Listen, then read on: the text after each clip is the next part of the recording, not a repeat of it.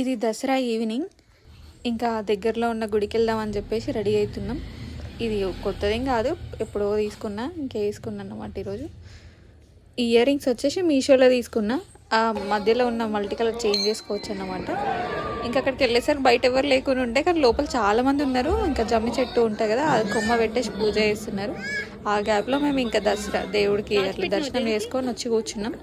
ఇక మా చిన్నోడు ఎక్కడ ఉంటాడు, ఉరకడం. ఇంకా అక్కడ దేవుడు ఉందన్నమాట. అక్కడికి వెళ్ళి ఊరికే నమస్కారం పెట్టడం, రావడం. ఇంకా అటు ఇటుగా పూజ అయితే అయిపోయింది.